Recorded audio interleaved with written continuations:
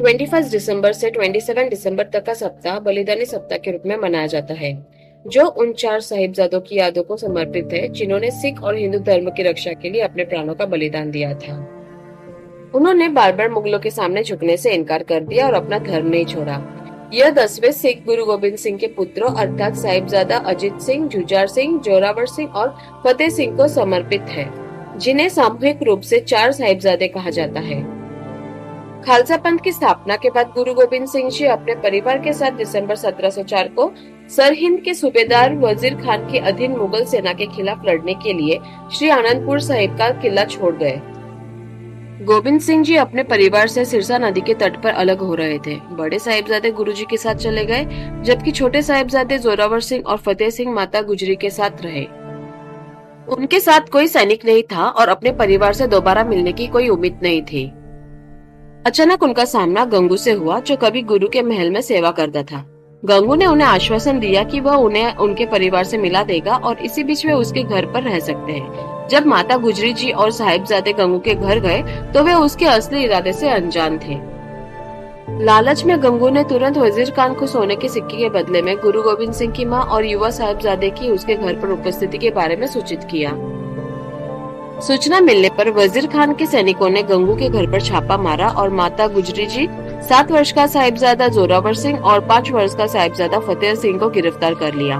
उन्हें ठंड में रखा गया और कड़कड़ाती ठंड से बचने के लिए एक कपड़े का टुकड़ा भी नहीं दिया गया। पूरी रात ठंड में कांपने के बाद सुबह होते ही दोनों साहिबजादे को वजीर खान के सामने पेश किया गया, जहां एक बड़ी सभा में उन्हें इस्लाम कबूल करने को कहा गया। सभा में प्रवेश करते ही दोनों साहिबजादों ने बिना किसी हिचकिचाहट के जोर से जो बोले सो निहाल, सत श्री अकाल का उद्घोष किया। इससे वहां मौजूद सभी लोग आश्चर्यचकित रह गए।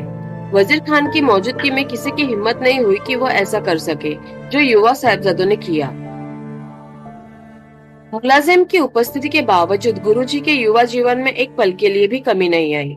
सभा में एक सेवक ने साहिबजादे को सम्मान स्वरूप वजीर खान के सामने झुकने को कहा, लेकिन उनके जवाब ने सभी को चुप करा दिया। उन्होंने अपना सिर ऊंचा उठाया और उत्तर दिया, हम सर्वशक्तिमान और अपने गुरु पिता के अलावा और किसी के सामने अपना सिर नहीं झुकाते हैं। ऐसा करके हम अपने दादाजी के बलिदान का अपमान करेंगे, जिन्होंने अपने सिर का बलिदान देना सही समझा, धर्म का नहीं।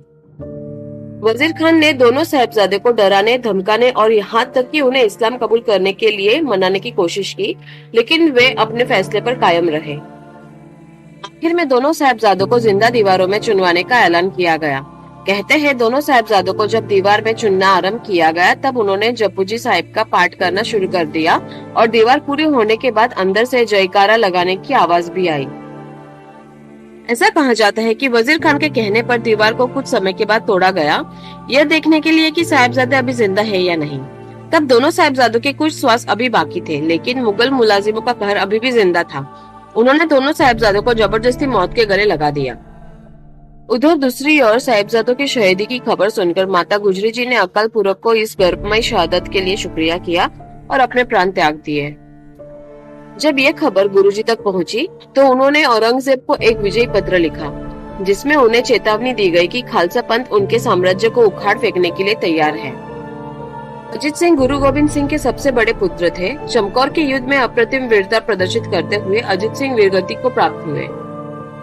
हालांकि गुरुजी ने अजीत सिंह को न जाने के लिए मनाने की कोशिश की, लेकिन अपने बेटे के साहस को देखकर गुरुजी ने अजीत सिंह को निराश नहीं किया। उन्होंने अजीत सिंह को स्वयं युद्ध के लिए तैयार किया, उन्हें हथियार सौंपे और 5 सिक्कों के साथ किले से बाहर भेज दिया। ऐसा कहा जाता है कि जैसे ही अजीत सिंह युद्ध के मैदान में उतरे, उन्होंने मुगल सेना को डर से कांपने पर मजबूर कर दिया। अजीत सिंह ऐसे लड़े मानो बुराई पर क्रोध का तूफान आ गया हो। अजीत सिंह एक के बाद एक लड़ते रहे और उनकी वीरता और साहस ऐसा था कि पूरी सिख सेना भी कोई उन्हें चुनौती नहीं दे सका, तो मुगल सेना उन्हें कैसे रोक सकती थी। अजीत सिंह ने जमकर युद्ध किया, लेकिन उनके तीर खत्म होते जा रहे थे। जैसे ही दुश्मनों को एहसास हुआ कि अजीत सिंह के तीर खत्म हो रहे हैं, तो उन्होंने उन्हें घेरना शुरू कर दिया। लेकिन तभी अजीत सिंह ने अपनी तलवार मयान से निकाली और बहादुरी से मुगल सेना का सामना करने लगे। कहा जाता है कि तलवारबाजी में भी पूरी सिख सेना में कोई भी अजीत सिंह को चुनौती नहीं दे सकता था, तो मुगल सेना उन्हें कैसे रोक सकती थी। अजीत सिंह अपनी तलवार से लड़ने लगे, लेकिन फिर एक समय ऐसा आया जब उनकी तलवार भी टूटने लगी। 17 साल की उम्र में उन्होंने लड़ना शुरू कर दिया।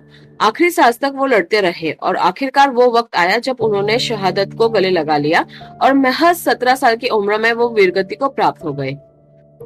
पंजाब के मोहाली शहर का नाम उनकी स्मृति को सम्मानित करने के लिए साहिबजादा अजीत सिंह के नाम पर रखा गया है। मुस्लिमों के अत्याचार के खिलाफ शुरू किए धर्म युद्ध में गुरु गोविंद सिंह जी महाराज के 4 बच्चों ने अपना बलिदान दिया। भारत के इतिहास में ऐसा कोई दूसरा धर्म युद्ध नहीं लड़ा गया जिसमें ऐसे वीरता के किस्से हो।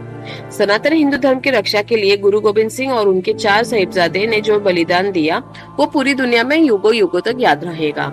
अगर ये वीडियो अच्छी लगी हो तो प्लीज लाइक, शेयर और सब्सक्राइब जरूर कीजिए। आपका दिन मंगलमय हो।